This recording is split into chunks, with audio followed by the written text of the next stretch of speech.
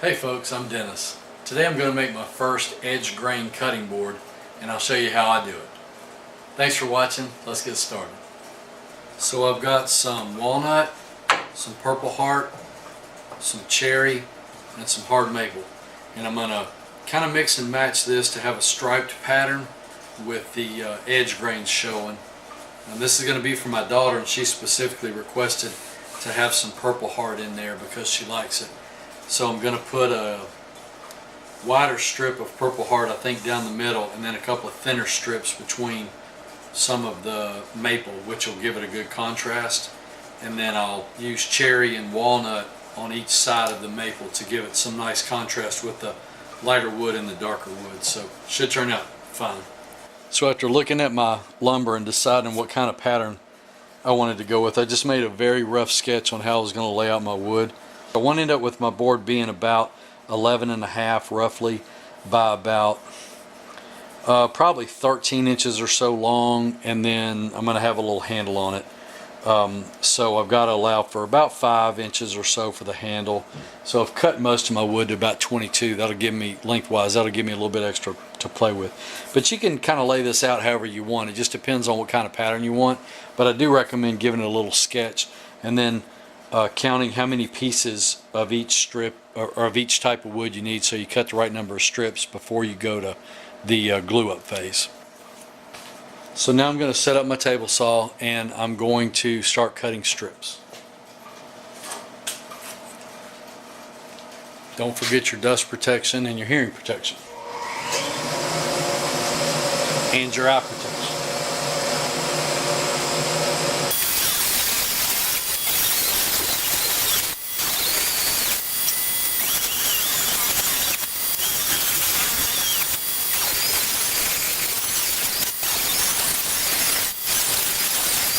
So here's a pattern I'm going to go with, and then I left myself enough room out here to cut the handle. I'll trace out the pattern onto the board after it's all glued up, and then cut that out on the scroll saw around over the edges. That's the pattern I'm going to end up with, and now it's time to glue it up. It'll keep glue from sticking to my clamps, just a little bit of masking tape.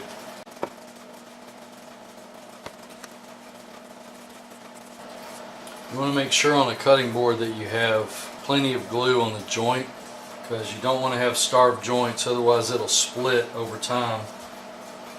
And you also want to make sure that you get your glue surfaces covered.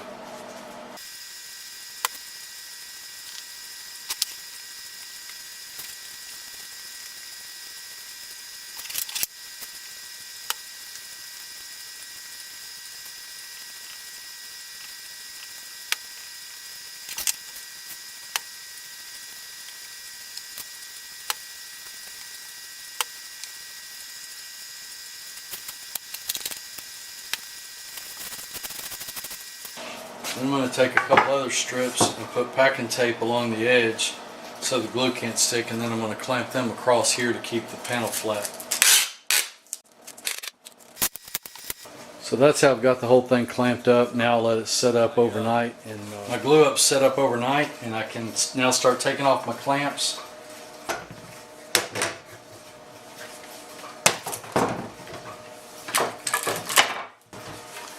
So there's my glued up panel.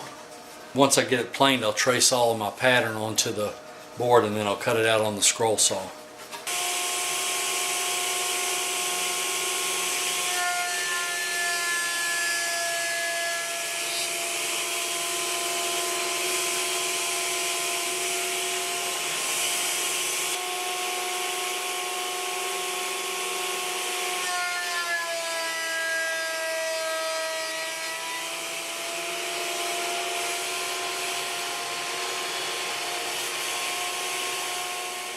So next what I did is I just took a piece of craft paper and I drew the outline of my blank on the craft paper.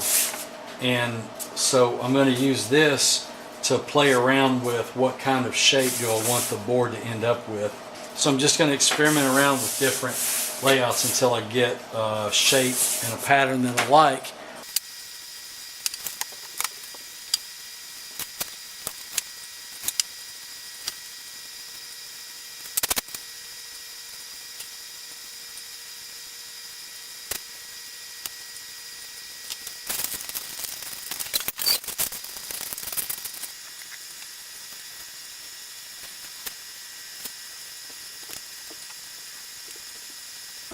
I'm going to cut mine out on a scroll saw simply because I don't have a bandsaw. If I had a bandsaw, I'd probably do it on that because it'd be quicker.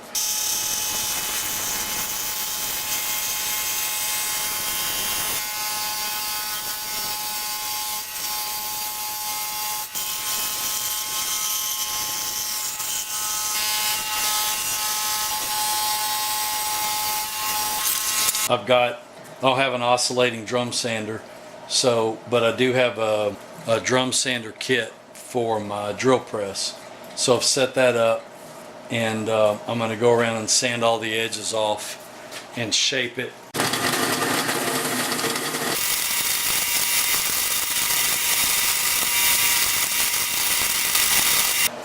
So that'll be my final shape. The handle fits well in my hand. Should be alright. Should look good on either side. Originally I wanted to put a large diameter hole in the handle, just more for looks and make it easy to hang up and whatever. But I want to be able to round over the edges on both sides of the hole. And so that scared me a little bit because I don't want to get this board made and get everything glued up and sanded, shaped, all that, just to booger it up when I'm trying to round over the edges of the hole. So then I thought, well, no, I'll just drill a hole and I'll put like a leather strap through it or something like that. But I don't like that. That's kind of too old-fashioned. So I'm back to, I'd rather drill a larger diameter hole here and round over the edges. But I'm afraid to do it on the cutting board, and I haven't done that before on my router table. So I'm going to take a scrap piece of wood, cut the same size hole in it, drill the same size hole in it that I want to put in the cutting board handle, and then try it. And if I booger it up, then I'll go back to the idea of just drilling a hole through here for hanging it up and sanding that, sanding the edges out and calling it done. I just took a scrap piece of 3/4 plywood and drilled a 1-inch hole with a Forstner bit into it, and I'm going to try that on the roundover bit on the router table. And then if that works, I've got a scrap piece that I cut off of the original slab glue up, and I'll try that on the hardwood, and as long as that goes okay, then I'll be good to try it on the cutting board.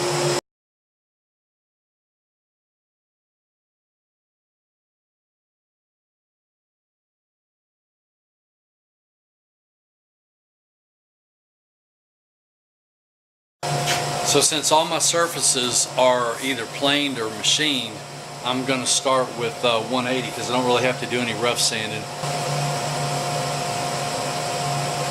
If you have a random orbital sander and you're in need of a new backing pad or Velcro pad, I have another video that shows you how to replace that pad. Check it out.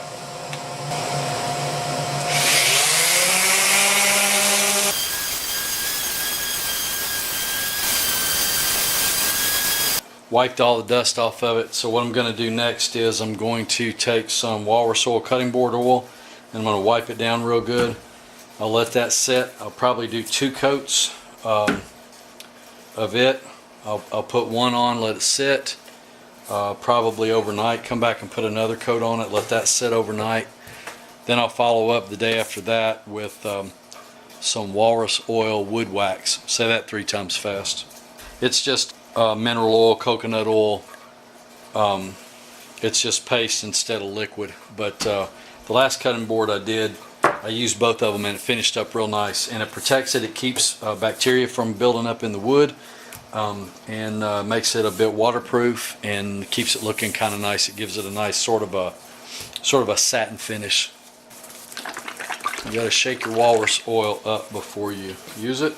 It's a food safe product, which is why it's good for cutting boards.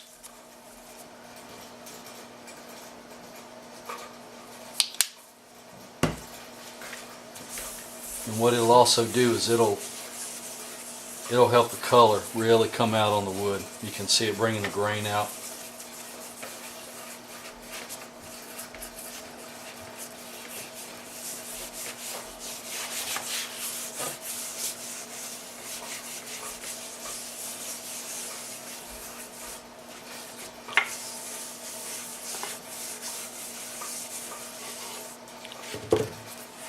See how nice it makes it gives it a lot of depth. It brings the color out in the grain. or in the wood, and start showing the grain off on some of the wood, like the walnut and the maple. It'll really bring the grain out.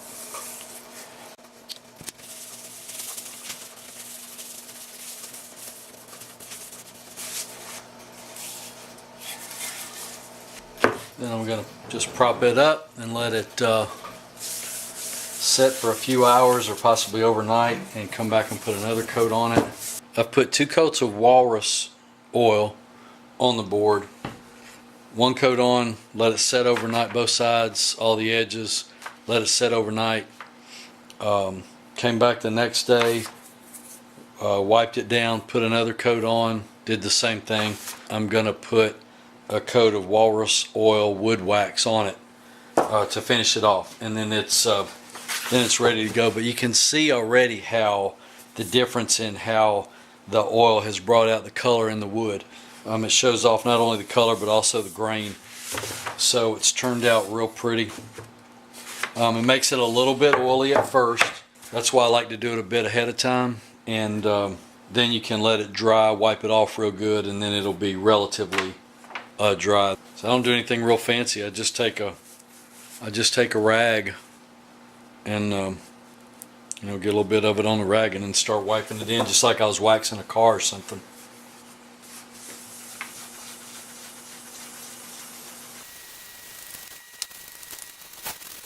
So once you get done applying the wood wax to the whole surface, and I try to get the edges, the hole in the handle, the whole bit, both sides, and I prop it up just so that it can kind of set there and soak in. And according to the instructions, you let it set on there for about 15 minutes, and then come back with a rag and buff it out. And so next I'm just going to take a clean surface of the rag and